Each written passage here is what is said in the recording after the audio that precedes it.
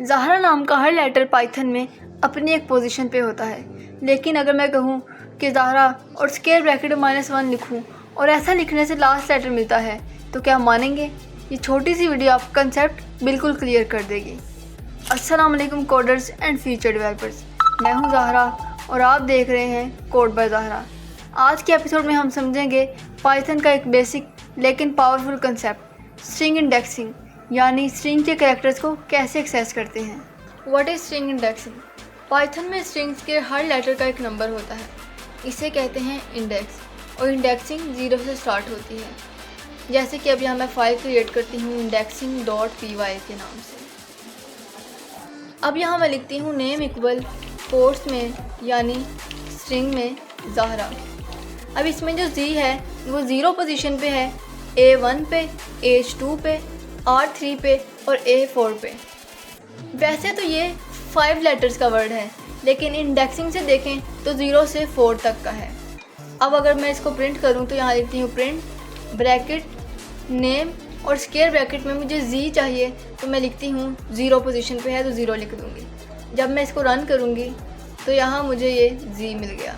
अब इसी तरह मैं चाहती हूँ मुझे H मिले तो मैं इसकी पोजीशन 2 है तो मैं 2 लिख दूँगी। जब रन करूँगी तो मुझे H मिल गया। उम्मीद है आप लोगों को समझ आ गई होगी। तो भी हमने सीखी थी पॉजिटिव इंडेक्सिंग। अब यहाँ मैं नेगेटिव इंडेक्सिंग .py के नाम से एक फ़ाइल क्रिएट करूँगी। तो व्हाट इज़ नेगेटिव इंडेक्सिंग? अब अगर आप स्ट्रिंग के एंड से एक्सेस करना चाहते हैं तो पाइथन में होती है नेगेटिव इंडेक्सिंग। अब जैसे कि यहाँ मैं लिखूँ नेम इक्वल टू कोट्स में ज़हरा यानी स्ट्रिंग में, तो ये 0 से स्टार्ट नहीं होती, ये राइट साइड से स्टार्ट होती है और -1 से स्टार्ट होती है।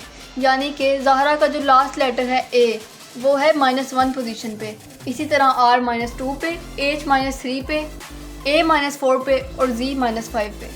अब मैं इसको प्रिंट करना चाहती हूँ तो मैं सेम वही है, बस इसमें नेगेटिव का साइन लगेगा। मैं लिखूँगी प्रिंट नेम और स्क्वायर ब्रैकेट लगाऊँगी। अब मैं लेना चाहती हूँ इसका -2, मतलब R लेना चाहती हूँ, और जब मैं इसको रन करूँगी तो यहाँ मुझे मिल जाएगा लेटर R। और इसी तरह अगर मैं यहाँ लिख दूँ H मुझे चाहिए तो मैं -3 लिख दूँ, तो जब रन करूँगी तो मुझे H मिलेगा।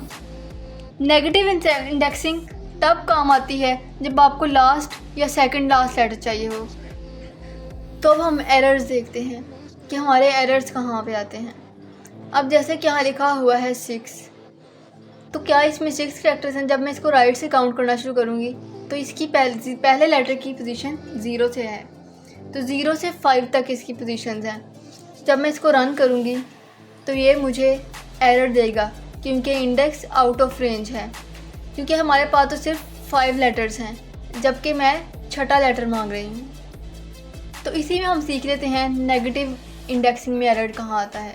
अब जैसे कि यहाँ मैं -6 लिख दूँ और इसे रन करूँ तो यहाँ भी मुझे इंडेक्स आउट ऑफ रेंज मिलेगा। कैसे? क्योंकि माइनस यानी नेगेटिव इंडेक्सिंग में 0 से स्टार्ट नहीं होता, -1 से स्टार्ट होता है। तो A -1 पे आ गया, R -2 पे, H -3 पे, A -4 पे और Z -5 पे। -6 तो है ही नहीं, यानी आउट ऑफ रेंज है। तो अब हम सीख चुके हैं नेगेटिव और पॉजिटिव इंडेक्सिंग। तो where do we use it, यानी हम इसका इस्तेमाल कहाँ करते हैं। ये इंडेक्सिंग सिर्फ थ्योरी नहीं है।